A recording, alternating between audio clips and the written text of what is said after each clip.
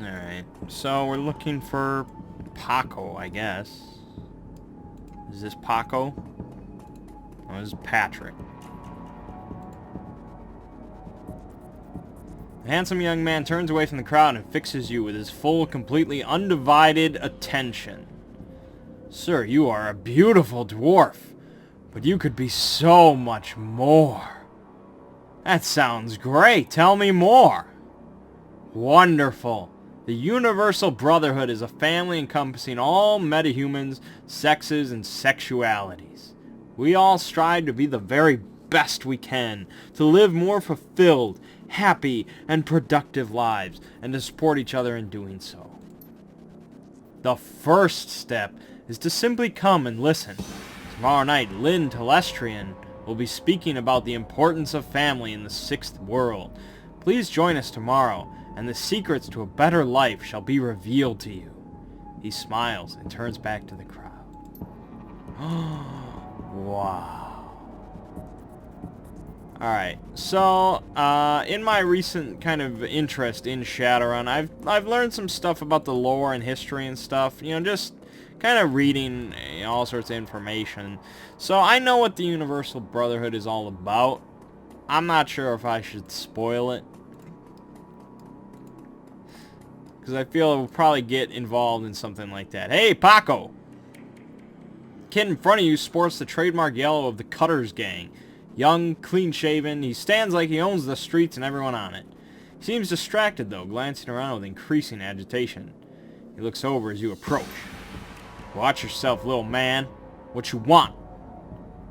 Are you Paco? Yeah, might be. Who the hell are you?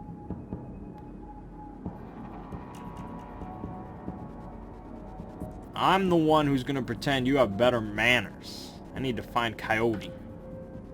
I need you to tell me why you think that's my problem. I'm not her boss. Find her yourself. Was just at the union. She's missed 2 shifts, and Mrs. Kubota hasn't been able to reach her on her comm. Tough guy swagger seems to drain out of Paco. The cutter is gone. Before you stands a kid in a yellow jacket that doesn't quite fit. Coyote's missing? Oh, man. That would explain. She was supposed to meet me here over an hour ago. Look, sorry for getting in your face like that. What else do you know?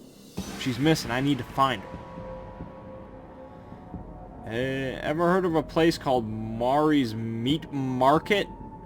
Coyote had a recipe for some zebra meat from there. What, you've been rummaging through her stuff? Yeah, that shop's just down the block. What the hell she would need zebra meat for, though? Beats me. You know a fixer named Mr. Delilah? Coyote had a meeting with him a few days ago. I know of him, sure. Blake doesn't allow any cutters to take side gigs, though, so I got no reason to deal with him. Coyote hasn't said anything about taking new work. Wait a minute. Drat! I know where she went. Damn! Why couldn't she wait? Damn! Tell me where she went. Royal Apartments. Oh, Royale. My bad.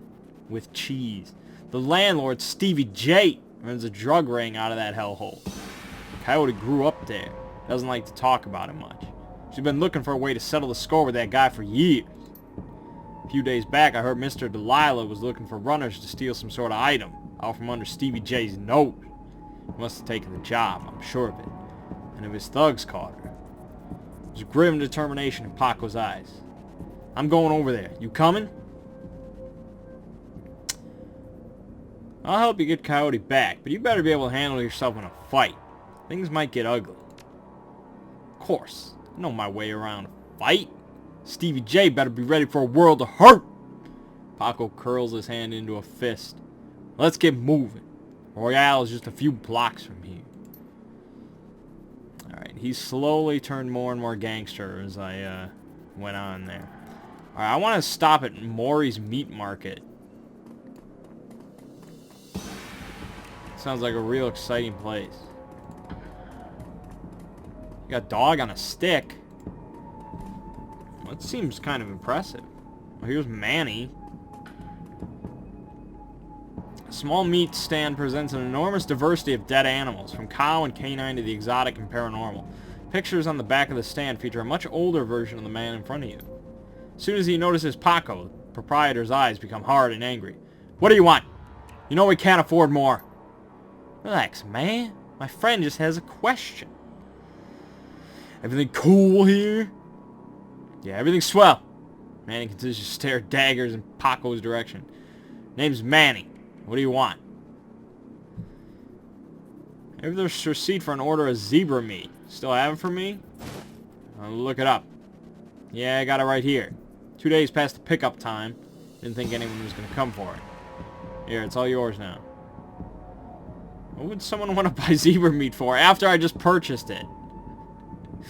Some people eat it, but I wouldn't recommend that.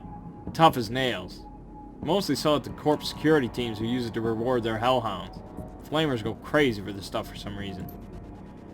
Oh, Drek! That's why Coyote wanted zebra meat. Everyone talks about the pet hellhound Stevie J keeps locked up somewhere in the Royale. And she never picked up. Whatever. Anything else? You know, someone named Coyote? Nope. I don't go in much for that shaman stuff. What's your problem with Paco? Why don't you ask him? The hell is that supposed to mean? It means that your gang likes to stroll through here and relieve us merchants of our new yen. My dad stood up to them. He's still in the hospital. Look, that's not my problem. I'm at the bottom of the cutter ranks anyway. Couldn't do dreck about that even if I wanted to. Tell that to my dad. I don't have time for this. We need to find Coyote. Yeah, you're right, Paco. Let's get going. Now, it's interesting. This game, as I said, is set much earlier in the timeline than Shadowrun 5th edition, which is what I will be, playing and all that. The book that I have. And in 5th edition in the book, it says that real meat is incredibly rare and only for, like, the rich people. But here, there's just a meat emporium on the street, which is kind of interesting. I don't know if that changed over time or if that's... I don't know. As your eyes adjust to the flashing lights, you spot the body of a woman dead on the pavement behind the police line. Panic spreads across Paco's face. Oh no. Is that Coyote? This isn't happening. God damn it. Barbie, what? Oh God, Barbie. No. Okay, I'm sorry. I was relapsing. Anyways, +1 if you get the reference. I don't know why you would. Anyways, pull yourself together. Take a look. Is that her? Paco steps forward and breathes a huge sigh of relief. No, it's not her. Thank God. Look, let's not hang out here too long, alright? Too many Lone Star pigs around. Paco looks over at the victim again. It's too bad whatever happened here. I'm not gonna let anything like this happen to Coyote. She could be dead inside that building for all you know, man. Talking tough all the time, Paco. A tall and motionless Lone Star officer blocks entry to the crime scene. Behind her, you spot the lively face of the organ grinder's coroner in Dresden. This is an active Lone Star investigation. Please step away from the barrier. Oh, I finally get a sweet option here. Detective Mangg, Auburn Precinct. We have reason to believe the victim may have been involved in an illegal BTL smuggling ring we're investigating. I'd like to examine her belongings for evidence. Badge and SIN, please. Well, it's alright, officer. He's with me. Dresden steps up to the barrier with a warm grin. Officer looks at you with poorly concealed skepticism. Okay then, make it quick. Yeah, get out of my way, fool! Got official police work to do here while you just stand guard some rent-a-cop bullshit. Alright. So what brings you out here? Hot on the trail of the dead man's killer? Coincidence, believe it or not. I take it I've stumbled across another Ripper murder. Yeah, that's what it looks like. As you can see, the Ripper went for the eyes this time. Pretty clean work, I gotta hand it to him. Our Ripper knows what he's doing. Or she, I suppose. What do you know about the victim? Well, not much. Dresden scratches his head absent-mindedly, probably breaking some sort of sanitation protocol. She's been dead for about 3 hours. Her name was Lucy Warden. Worked at the Stuffer Shack just around the corner. Looks like she was just leaving work when it happened. Can you tell if she was subdued in some way before her eyes were removed? That's the strange thing. Doesn't seem to be any signs of a struggle. Not a single bruise on her body. Yet she was clearly alive when the eyes were taken. Died of blood loss shortly thereafter. As to what knocked her out, I won't know until I can run some tests back at the lab. I thought you ran the Redmond franchise. Isn't Pike Place a little far from home? Yeah, well, I don't really mind the change of scenery. Dresden laughs. Coroner for the downtown branch is out on maternity, so I told management that I'd cover for her on this one. Plus, I want this sicko caught. Any sign of magic use here? There's evidence of an unusual explosion in the alley where Sam died. Now there's an interesting thought. No, nothing obvious though. I'm sure when McCluskey shows up, he'll call in a full magical forensics team though, just to be sure. So, the Ripper takes Sam Watt's liver and this woman's eyes. Any theories? Trophies of some sort, I suppose. Probably some symbolic significance to the killer. Beyond that, I couldn't speculate. Alright, thanks, Dresden. Yeah, I figure if I help you out, there's a better chance to get this scumbag off the streets a little sooner.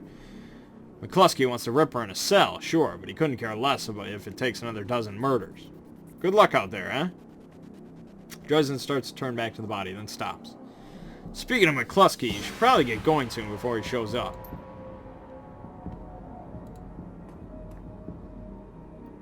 The plainclothes Lone Star officer before you sports a tacky hat and a crooked grin to match. So you're the one who's working for the dead man, eh? McCluskey warned us you might be sniffing around after the Ripper. Lucky for you, I got here before McCluskey. I'm Officer Aguirre? I like Aguirre. That sounds cool. I'm gonna go with Aguirre. Pleased to meet you. Now, seeing as this crime scene is going nowhere fast, what can I do for you?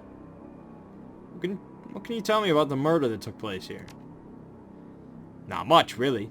We know it was about 3 hours ago. We know that her eyes have been surgically removed. Didn't need Dresden to figure that much out. He's been looking at the body, though, so he might have more. Me, I've been scanning the rest of the scene and looking for witnesses, but no luck so far. Damn Ripper might as well be a ghost. I take it you and McCluskey don't exactly see eye to eye. Let's just say McCluskey and I have conflicting interests. You have any leads on the Ripper that I should know about? Ah, plenty if you ask McCluskey. The truth is, we're as clueless as you probably are. Thanks for your time, officer. Hey, hold on a minute there. You haven't put in a donation for the Lonely Orphans Fund. The Lonely Orphans Fund? Yeah, see, you make a contribution to the fund, I put you on a list and let you know the next time we find any orphans that you might be interested in.